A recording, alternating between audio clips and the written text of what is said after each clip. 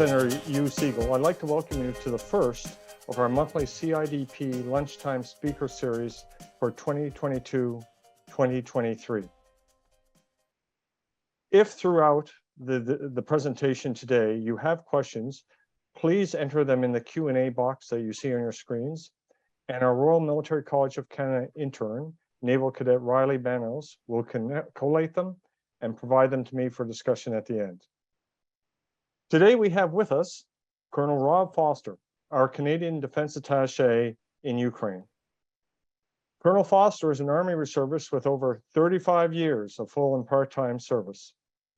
Since joining the Governor General's Foot Guards in 1986, he has commanded from platoon to brigade, and at the same time served in unique positions with organizations like Defense Research and Development Canada and headquarters, such as the Canadian Joint Operations Command, where he received the Meritorious Service Medal for his work on commemorations, efforts which spanned remembering Indigenous contributions to the War of 1812 to work done in facilitating the activities and events to commemorate Canada's involvement in the Afghanistan War.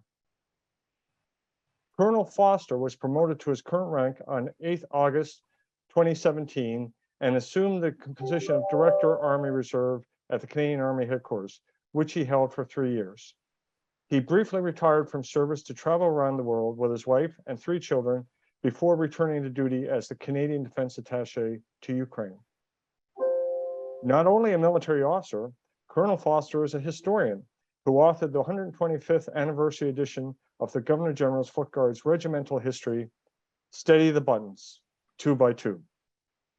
He is also a graduate of the Canadian Army Command and Staff College, the Canadian Forces College, and the Royal Military College of Canada.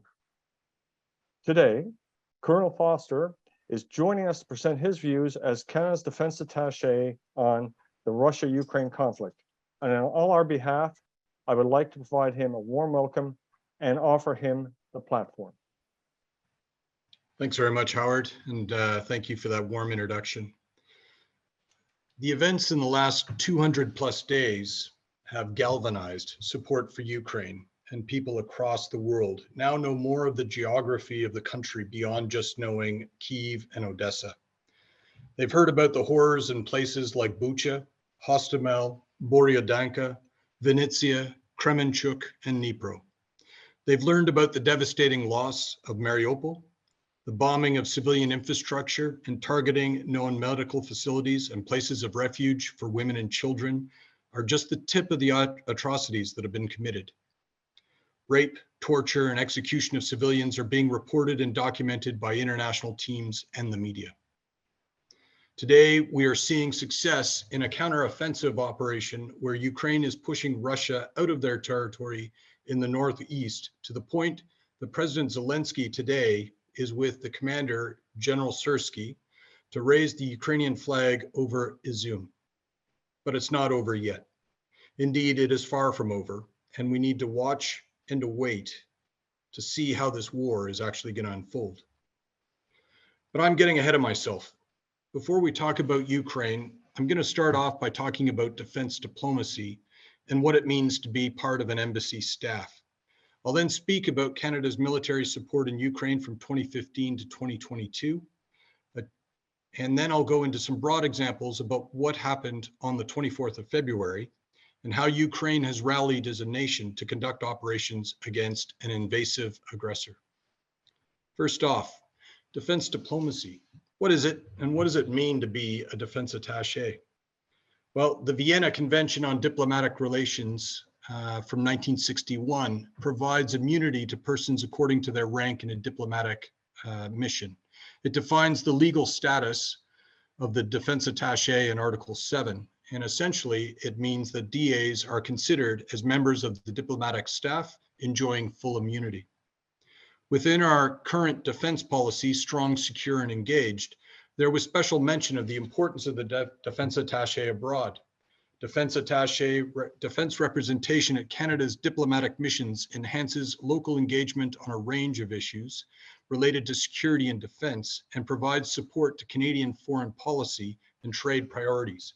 Perhaps most importantly, the defense attachés build and sustain relationships that facilitate operational cooperation and communication, including in times of crisis. Remember that last piece, in times of crisis. So the office of a defense attaché normally consists of an officer and a non-commissioned officer, a sergeant or a warrant officer, who acts as an administrative assistant. Larger missions may have a deputy or additional staff, such as an intelligence NCO, and the two largest missions that we have in Washington and London have a general or flag officer and representatives of each of the key services from the Navy, Air Force, and Army.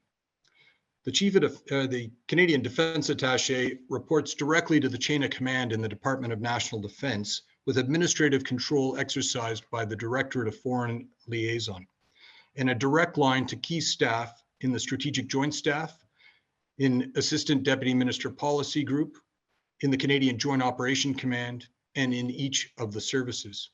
Contrary to popular belief, the Defense Attaché does not take orders from the ambassador at the mission, but is responsive to his or her needs.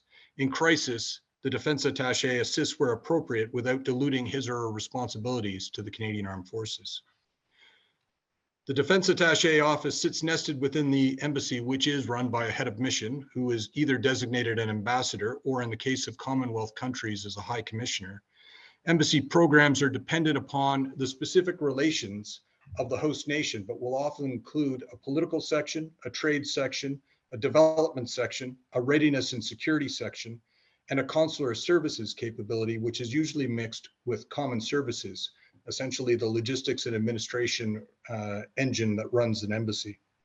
Other government departments, such as the RCMP, Canadian Border Services Agency, CSIS, and D&D, may or may not be represented either as permanent staff or as non-resident staff.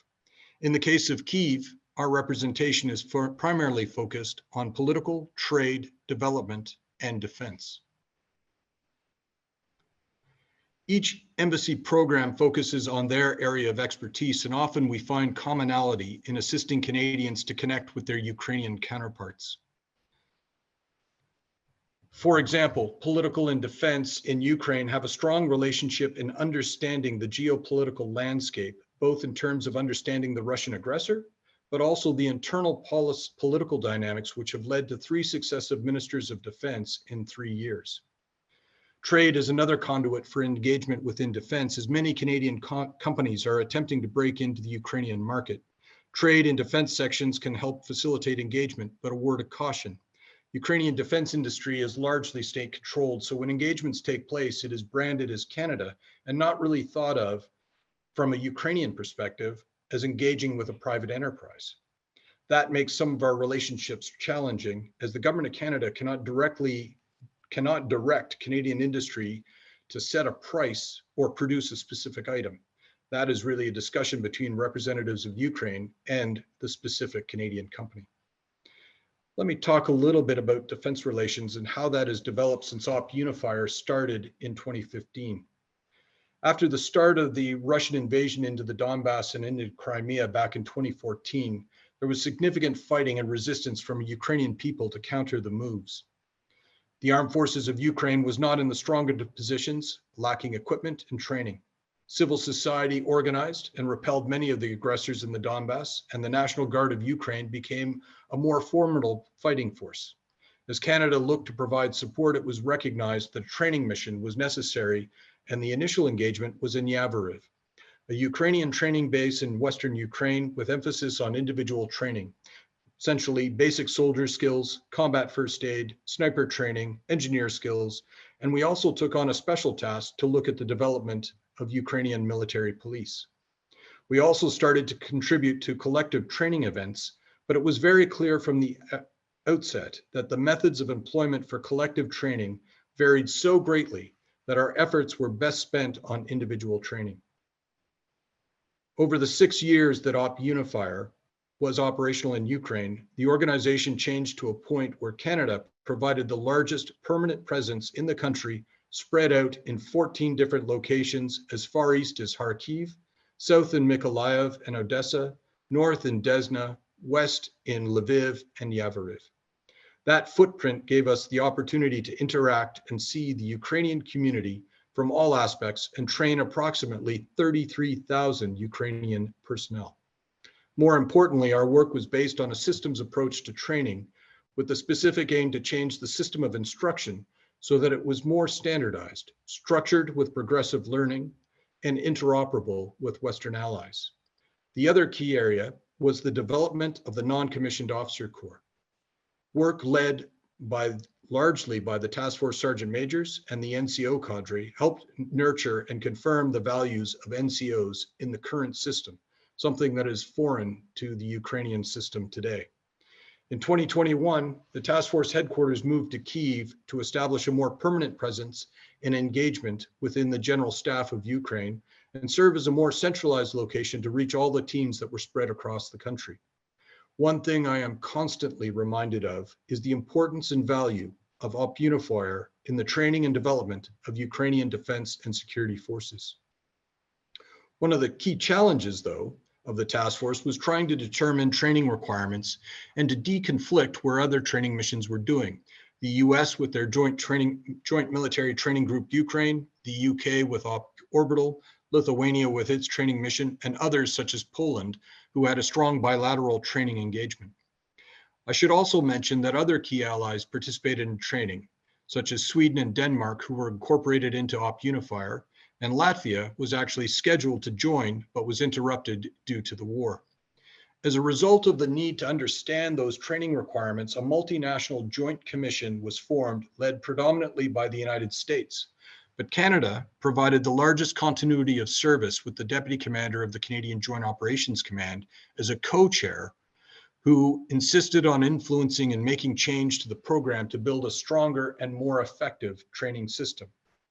Our other areas of influence from a Canadian's perspective were at the strategic level. Jill Sinclair, a former Assistant Deputy Minister Policy in D&D, became the only civilian policy expert supporting the Minister of Defense for Ukraine in a special group coined with the unfortunate name DRAB.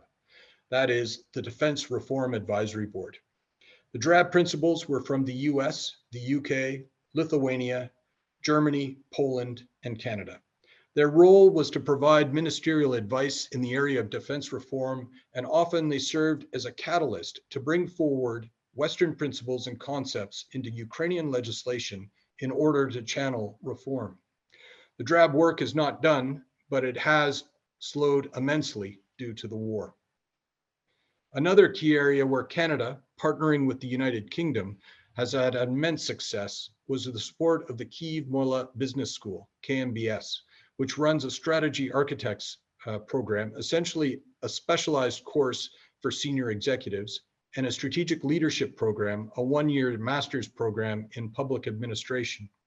This program has graduated over 300 defense and security professionals, including a former prime minister, several deputy ministers of defense, several senior general officers, including the former chief of defense himself, and leading experts from private industry, academia, parliament, and religious institutions. The main goal of these programs are critical thinking and understanding complex systems. Lastly, I would be remiss if I didn't mention our military training cooperation program, which provides funding for courses in Canada such as English language, the Army Operations Course, Joint Commanded Staff Program, and the National Security Program, to name just a few. It also conducts a major tactical exercise program called Maple Arch, which focuses peacekeeping operations for several countries, but mainly focused on Lithuania, Poland, Ukraine, and Georgia. All of that training changed with the Russian buildup along the borders in early January 2022.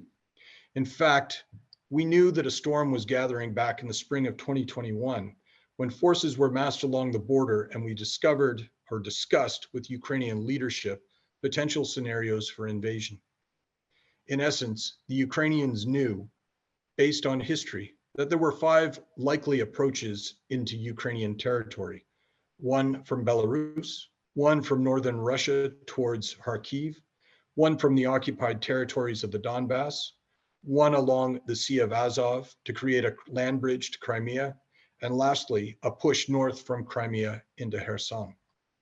Each of those plans and concepts were briefed to diplomatic missions and explained in detail. At that time, each ministry or organization had a different viewpoint. They were not unified in how the attack was going to unfold.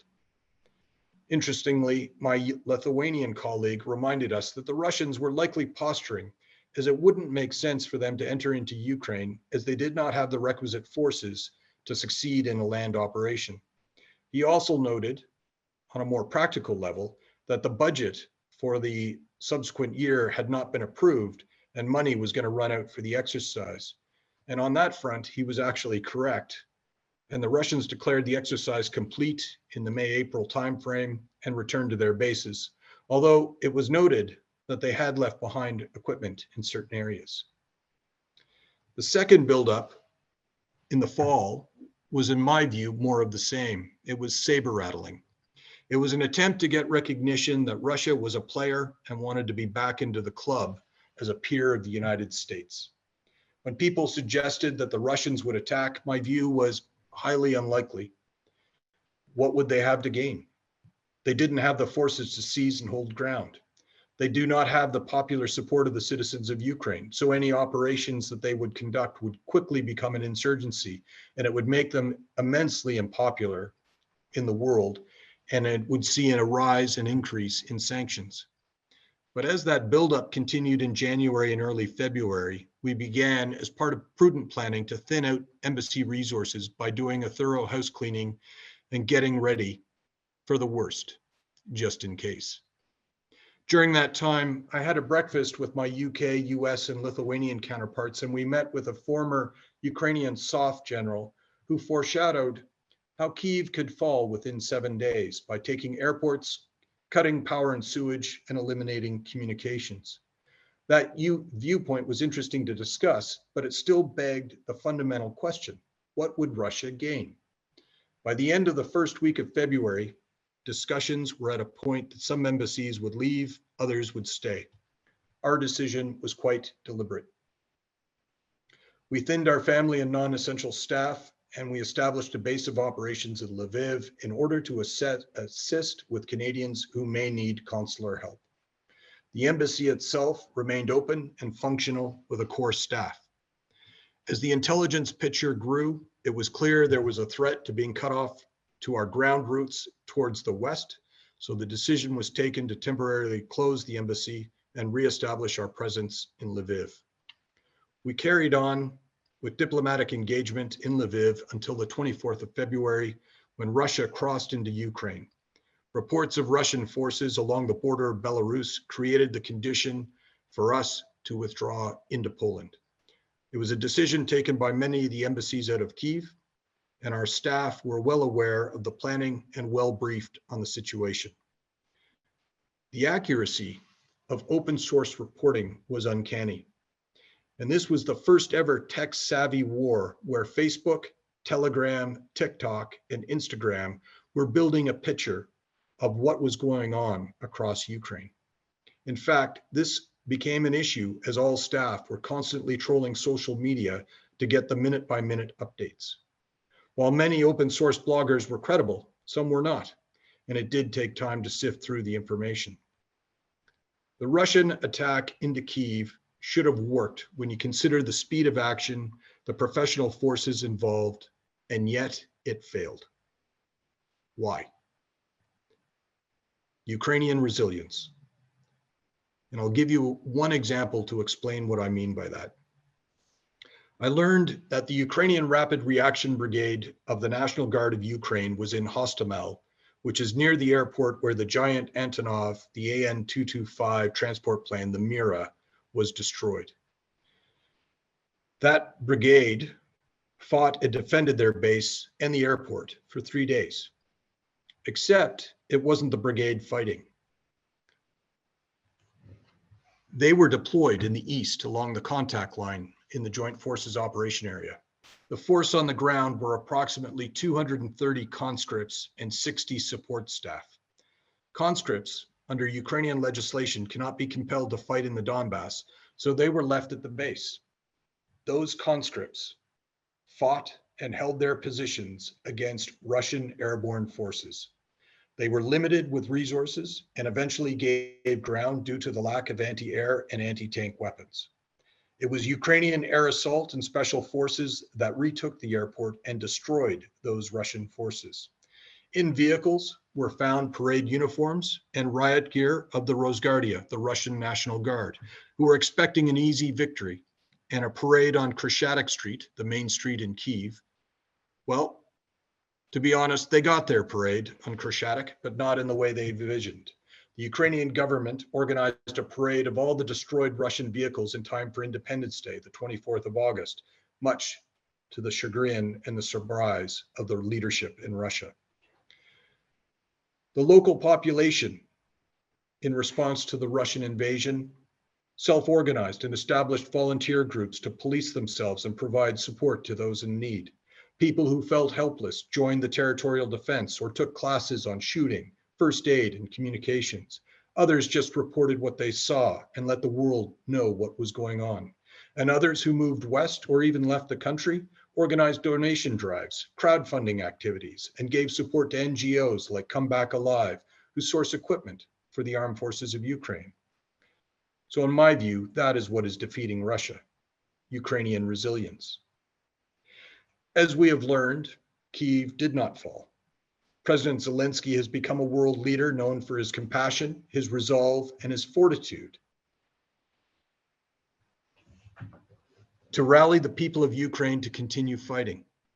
In my 3 years as defense attaché, the one word that has been used to describe President Zelensky time and time again is that he is sincere in his efforts to govern Ukraine.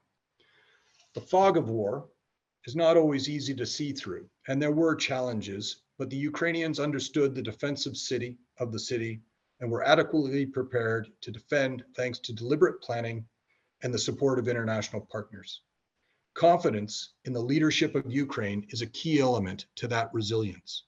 We have seen the nightly videos of the president, but at the same time, Minister Reznikov, the Minister of Defense, an astute lawyer and a politician, continues to rally international support, while General Zaluzhny, the commander-in-chief, exudes confidence and charisma among the military forces. I liken him to a Ukrainian version of our own General Hillier, hardworking, quick-witted, very charismatic, and knows what wars are won by, and that is people with high morale. The US and UK were the two leaders in providing equipment, and Canada also provides support. But we should not underestimate what other partners have provided. Poland, the Netherlands, Latvia, Slovakia, Sweden have all made significant contributions. The Ramstein group of ministers numbers around 50 that provide support. Ramstein was the location of the first meeting where the US Secretary of Defense hosted Minister Reznikov with like-minded partners to support equipment donations. Since February, just over 600 million Canadian dollars in military aid from Canada has been provided.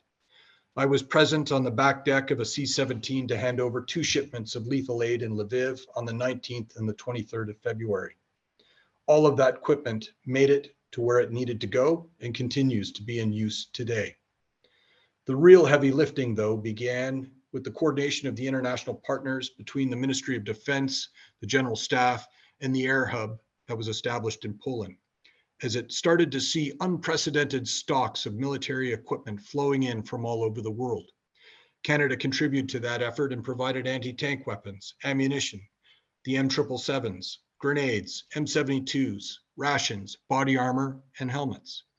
During a meeting with Logistics Command of the Ukrainian Armed Forces in July, the director responsible for food made a point of coming up to me and in his broken English thanked me profusely for the 390,000 individual meal packs that Canada donated.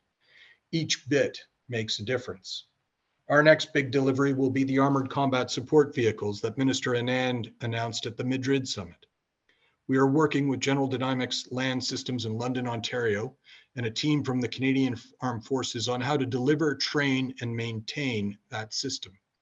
All of this will be coordinated in a third country location, and the 39 vehicles will be turned over to Ukraine later this fall. Perhaps our biggest and most notable contribution was the camera system from Westcam, which is affixed to the Turkish-made UAV, the Bayraktar. We have provided a significant amount of cameras, and the last sighting of the Moskva, the Russian flagship that was struck by anti-ship missiles in the Black Sea was viewed by the lens of a Westcam camera, which was relayed to me during a meeting with one of the Deputy Ministers of Defense at the end of April in Kyiv. The camera footage, which can be seen on social media channels, is a good segue into the new type of warfare we are seeing. What I view as social media warfare. If you can get it on social media and it looks professional and credible, it will influence people and perceptions. Both sides are playing at that game, but what I've noted is that the Ukrainians are much more organized and professional. The Russians seem to rely on just issuing statements which are contrary to what we know to be true. One area that I want to highlight, and it is extremely controversial, is the strategic objective of Russia to denazify Ukraine.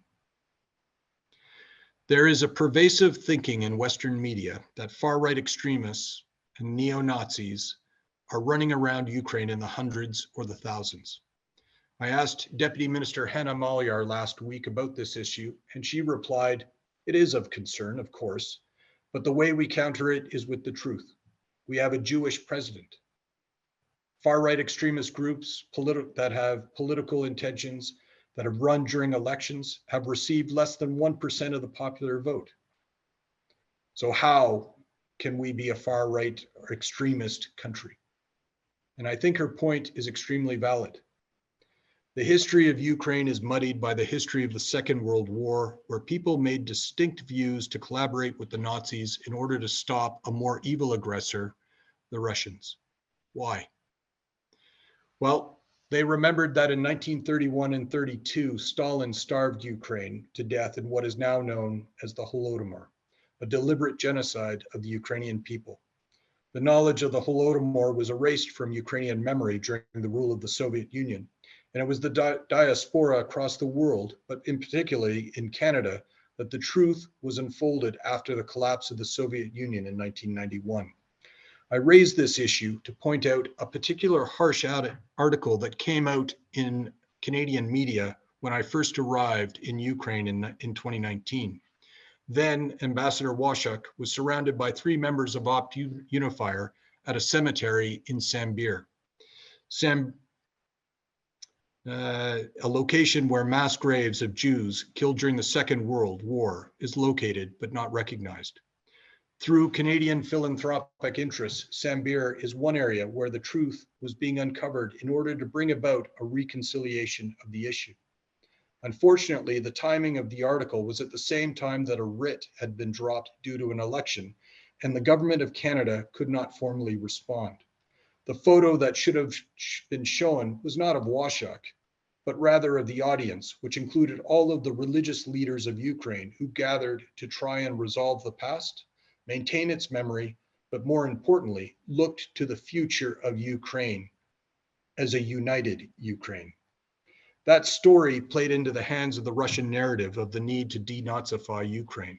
And we need to ensure that we have facts of stories correct so as not to play into the hands of other nations that manipulate information for their own purposes. On that note, let me pick up to present day again.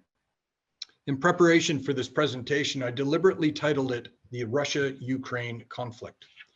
A Ukrainian colleague from the State Border Guard Service responded to me stating, "It's not conflict, it's war. Wrong topic." He's not wrong, but it does lead to a question. Russia hasn't declared war. Instead, they refer to it as a special military operation. The logic of that, in my view, is to influence domestic public opinion in Russia. Mass mobilization is not something Russians like or are willing to do, and that could cause a greater problem for President Putin. So leaving it as a special military operation gives him latitude with the public. You will recall that the original intent was to take Kyiv in 3 days. 203 days later, Kyiv is stronger and more resilient. Ukrainian armed forces have routed the Russians in the northeast and Kharkiv Oblast to the point that the trending social media meme is that Russia is now the largest contributor of military equipment to Ukraine after the Russian forces abandoned their posts in a hasty retreat. President Zelensky was in Izum today to watch the Ukrainian flag being raised over that city once again. The challenge for Ukraine as they move the Russian aggressors out of their country is how far they can go. How far can they extend themselves to retake the territory without exposing their lines of supply to attack? I would also state that the barbaric acts of the Russians that have been uncovered and reported by international journalists and witnessed by international experts, that this is not war, but it's acts of barbarism. We have documented cases of rape, torture, mass execution, deliberate targeting of civilian infrastructure. All of this is leading to war crimes that Russia, and in particular, Putin, must be held accountable for. Is it war or is it terrorism?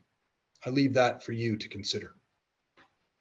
What we have learned from this Russian invasion, and that is a word I think is fair to use, is that they are not able to conduct operations on simultaneous fronts. After the defeat of Russian forces in Kyiv, they had to regroup and push east to reinforce efforts in the Donbas, while at the same time continuing to pummel regions in the south, particularly along the Sea of Azov, to connect Crimea by a land bridge.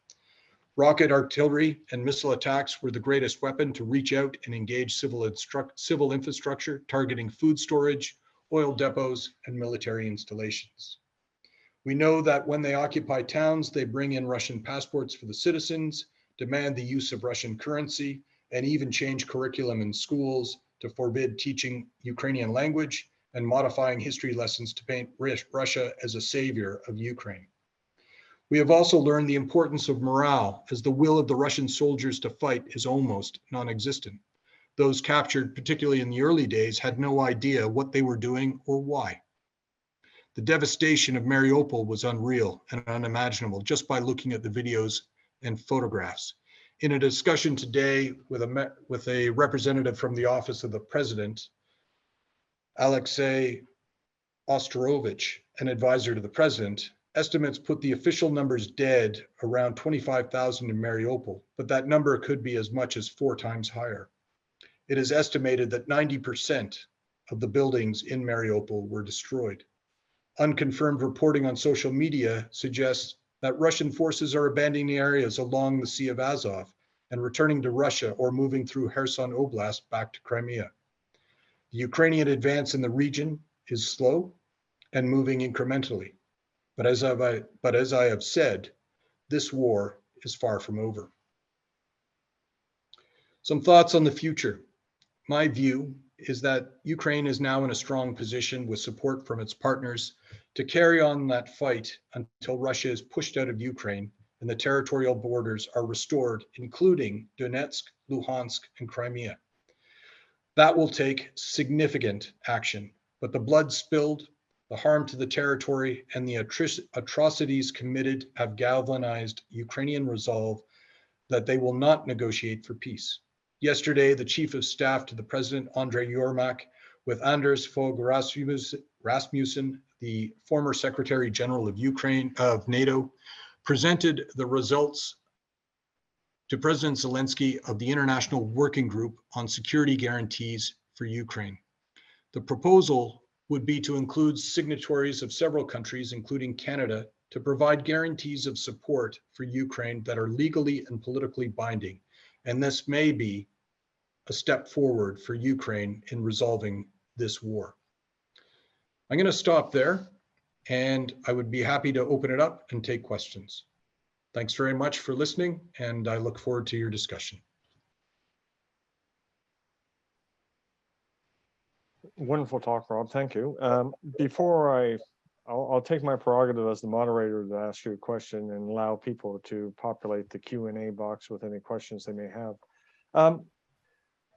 One thing that has piqued my curiosity as the conflicts unrolled, and I'm not sure to what degree you can speak to this, but if you could give some broad perspectives on the question, that would be great.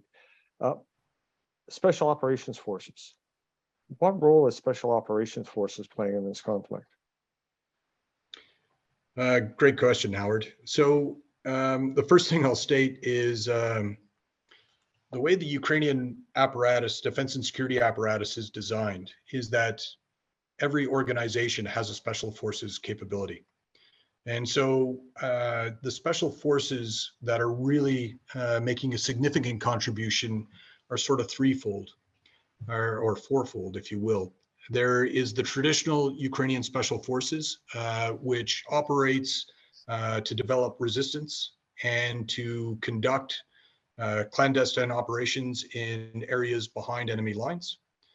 There is the Security Service of Ukraine, which is the domestic intelligence service, which also routes out FSB agents and others, and they will do direct action to affect that. There is also the Defense Intelligence of Ukraine, which has a special forces capability, and the same thing. They orchestrate and conduct operations across Ukraine, and particularly behind the lines, to engage and identify targets of opportunity, particularly ammunition depots, supply convoys, and things of that nature. And that's what has been most effective when we see the long-range artillery that has been provided by partners, particularly the US and UK, is that the Ukrainians, because of those special forces operations, have been able to target those depots and take them out in significant numbers. Thank you, Rob. I have some questions from the audience, and I will start off with Odin Barch. I'm sorry if I mispronounced your name, Odin. How are Canadian companies involved in sending aid? Specifically, is there a federal oversight on what aid is and isn't sent? And two, what the second follow-on question is, what has been the CAF's main effort in Poland? Okay, no, good questions. So in terms of oversight of military aid, the way we've been working it is it's actually coordinated through the Ministry of Defense of Ukraine and the General Staff of Ukraine. And what they do is through the Ramstein group now, they formulate letters of request, things that they need or requirements. And what ends up happening is it is sort of a two-pronged attack. We have the Canadian government receives the request and they will reach into Canadian industry. But at the same time, the Embassy of Ukraine in Canada also reach out to Canadian defense industry and also looks at opportunities of what might be possible to support or not support. And as a result of that, we see opportunities where it shapes and it determines what we can actually provide or what we can't provide. So that in broad terms is how that functions. In terms of the Canadian Armed Forces in Poland, really the focus that they had in Poland was we established a task force early on in the conflict, and it was at the request of the Polish government to assist with the refugees from Ukraine. And they knew that because of our diaspora, because of our experience as Op Unifier, and because we had a number of people with linguistic capabilities, that we could come in and support their territorial defense forces in establishing refugee centers and help to coordinate the vast amount of people that needed assistance. So that was the main focus. Okay, thank you, Rob. I have another, this question is from Alan Whitehorn, and I have to tell you, it's a tough one. He asked, did the closing of the Canadian embassy contribute in any way to Moscow's miscalculation about the West's initial support for Ukraine? That's an interesting question. So no, I don't think so. I think, and the challenge that we've got with what Russia did, it still asks the question, why? And there's only one person that can ever answer that question, and that is President Putin himself. He seemed to think or believe that he was in a position that he would be able to take Kyiv and that there would be a mass success. I think that the movement of the embassies and it was really a deliberate action to make sure that we were out of harm's way because we were seeing a risk, and quite frankly, there is no reason to put ourselves in that position.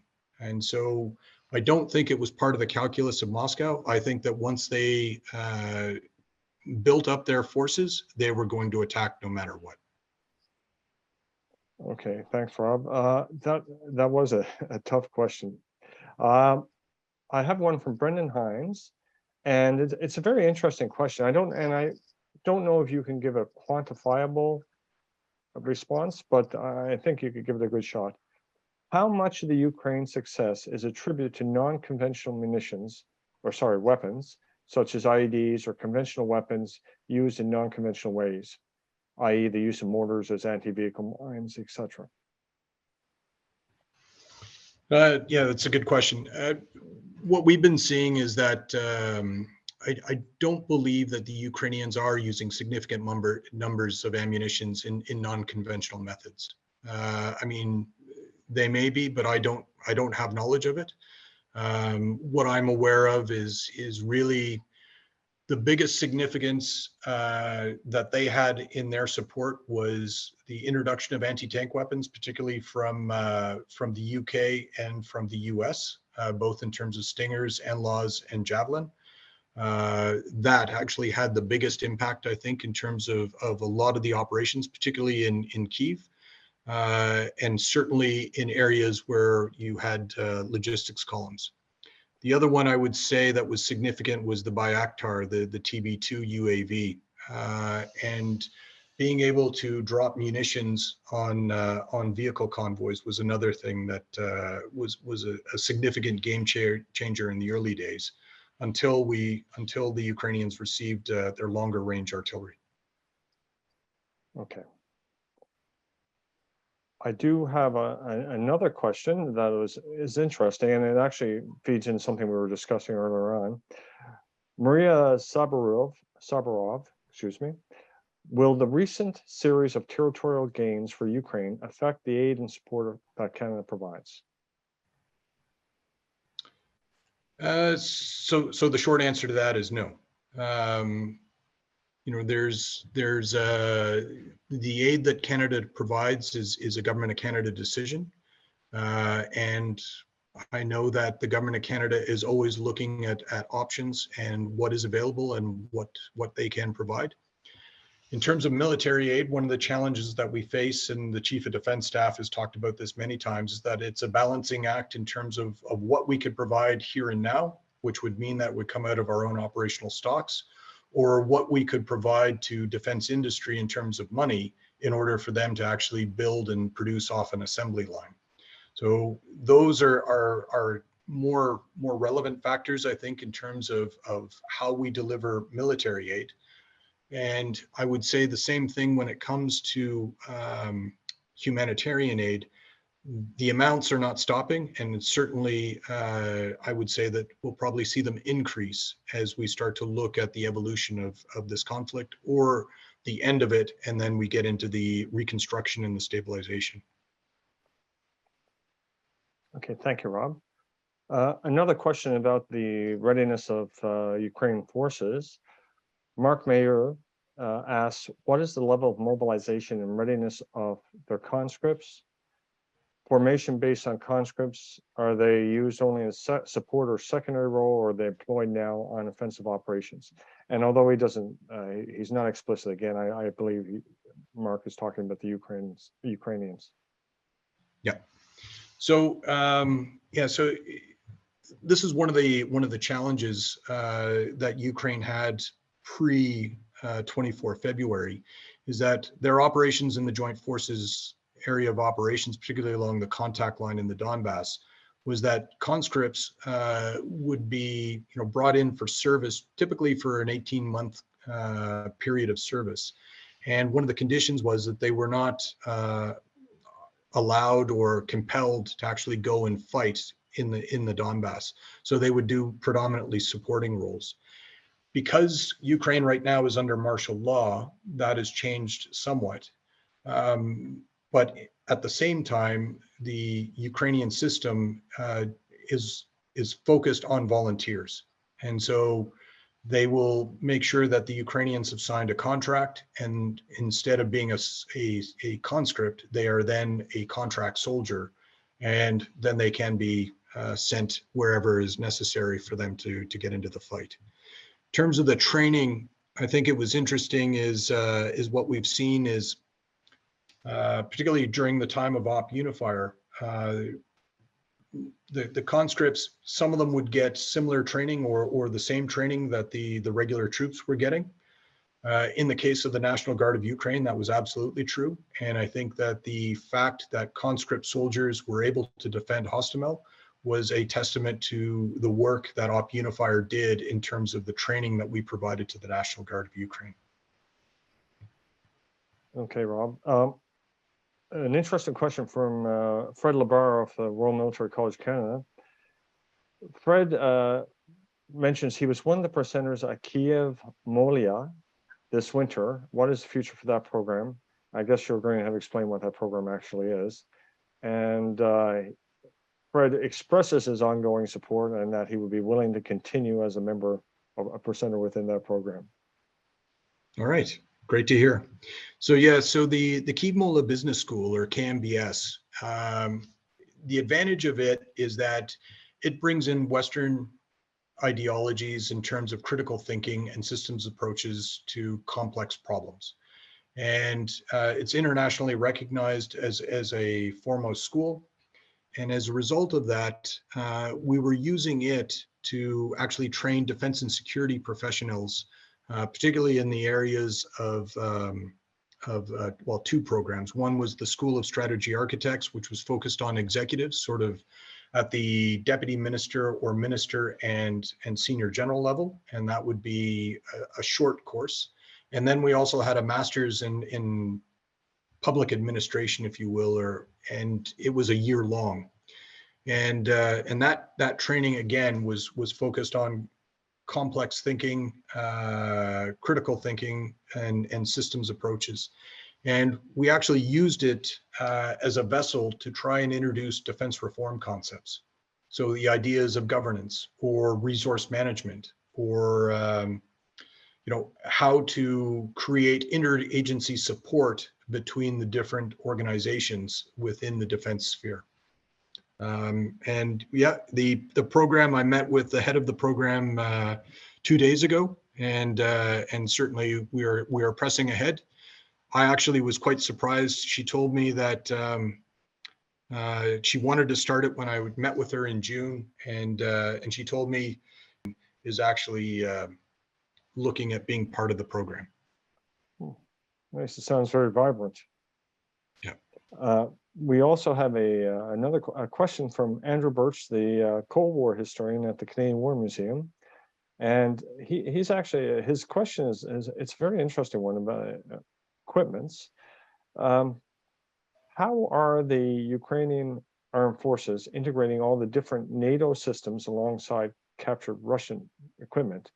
And as part of that, he makes the observation their supply system must be pretty sophisticated. And I would agree with that too. So it's a great question.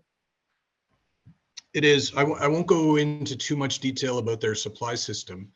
The one thing I'll say is that before the war, I had an opportunity to visit a couple of their military factories and get a sense of how Ukrainians actually look at equipment. And I'll tell you, their ability to fix equipment is amazing.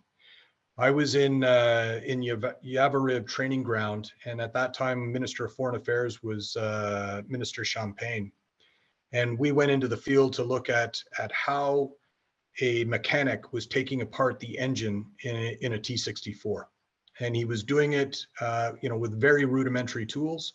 And I think that any Western country would be hard pressed to do the exact same engine change that this chap was doing. The question of integrating Western equipment into their system is one that we are always worried about and always trying to think through. But what we have found is that Ukrainians are extremely innovative, and they are very technically savvy. And what they end up doing is, you give them the manual, they will look at the manual, they will dissect it, and then they will take a piece of equipment and they will figure out exactly how it works from from the wheel housing right up to the steering wheel. In some cases, we have provided them specialized training where we have had technical experts from other nations, but by and large, they're able to effectively do it themselves. Wow. Well, it sounds complicated. I will be honest with you. When I try to envision how all this stuff going together, all the equipment, the resupply, the approvisionment, the sustainment, it seems like a very complicated affair. Jerry Champagne sends his regards, and he wants to talk. He has a good question on social media warfare. While the Ukrainian counter-disinformation campaign successes are impressive, what is the effect of Russia's disinformation on war crime having on the population of Ukraine? That's a good point, and thanks for reaching out, sir. Good to hear from you. In terms of the disinformation campaign, so this is one of the key challenges when it comes to the social media warfare, because particularly in occupied areas, it's Russian media just takes over, and Russian social media takes over. So they are just blasting information, and so the Ukrainians have had to figure out innovative ways to make sure that they can counter that knowledge and make sure that the truth is getting out there. It's not easy, and I think a lot of it has to do with the innovations that the Ukrainians are using the platforms to their advantage, and getting smarter. Most of us, particularly in our age group, we don't use things like Telegram. Telegram is an incredible, powerful tool that both Russia and Ukraine are using, and that is a forum to actually get information out. Yeah, so I would just say that in terms of the disinformation, so one thing that we've seen with Ukrainian polling right now, which is across the country, is that Ukrainians are extremely confident in what the Ukrainian military and the government of Ukraine is doing, and they're recognizing that the atrocities committed are real, and so they're not buying into what the Russians are telling them. Okay. The Bertrand Haubert, Haubert,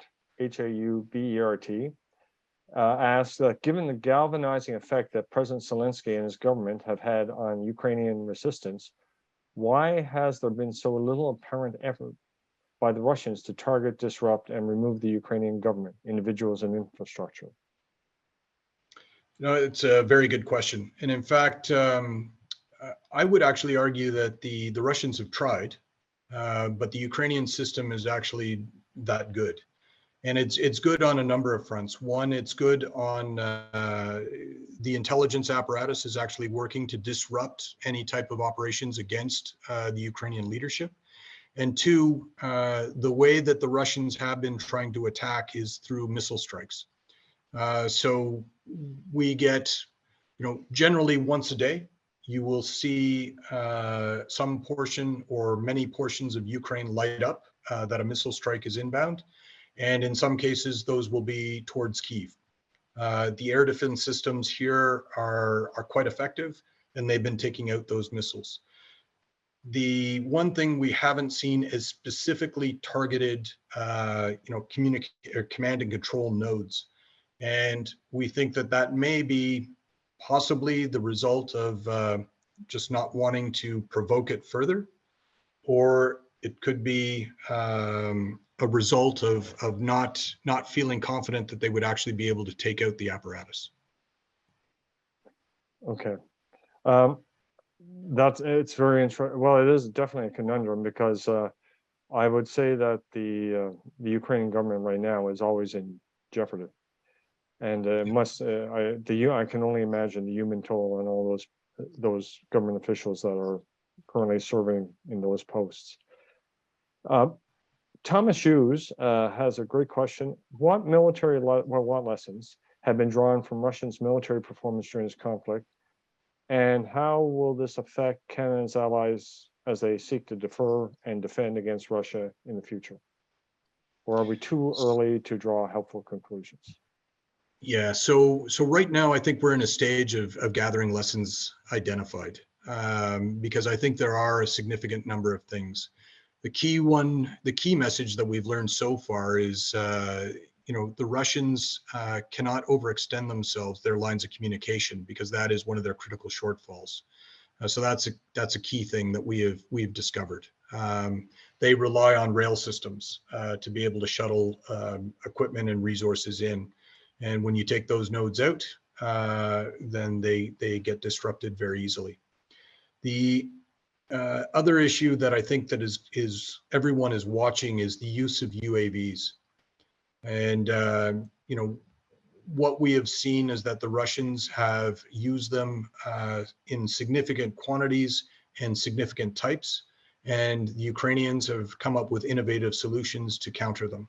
And so I think those are going to be some of the lessons that really come out that are going to be of value to the Allies. Okay, thank you, Rob. And I'm going to pose you one last question. Catherine DeRoche, what predictions, if any, exist regarding the time until there is a cease of conflict? So I guess, how will this all end? Yeah, so that's a good question. I would like to say I could predict the future, but I can't. I didn't get it right when I thought that Russia wasn't going to invade, because I still can't figure out why he did it. But there are a couple of factors at play as to how long this operation is going to go, and there are a couple of scenarios that are being percolated. One is that the Ukrainians are absolutely successful and push Russia completely out, and they retain their complete sovereignty. The other option is they push them to a certain line, and that line then becomes frozen, and it becomes a frozen conflict again, and it stabilizes. Or the third option is that there's a negotiated peace settlement of some type. My view is that it will be the first two, will be one of the options. I don't think that there will be a negotiated peace settlement unless we see Russia completely give back all of the territory of Ukraine. Okay. Well, Rob, thank you. I want to say up front, I do appreciate your forthrightness. I'm no stranger to it. But I appreciate, I do, on behalf of the audience, I think that you've been very candid. You've offered answers to our many questions, and some of them sensitive questions, in a direct manner, or as direct as you can be, given your position and the sensitivity of some of the information. I think I'm walking away with a greater understanding of the interactions of Canada and Ukraine, which is wonderful. And I can take those perspectives forward, as I believe many of us can, to inform our future thoughts on what's happening in the conflict. Again, on behalf of CIDP and its director, Senator Yuri Siegel, thank you very much for being with us today, making the time in your evening schedule. And I look forward to hearing more about Ukraine and positive news as the next weeks unfold. All right. Well, thanks very much, Howard, and I appreciate giving the opportunity to actually speak here today.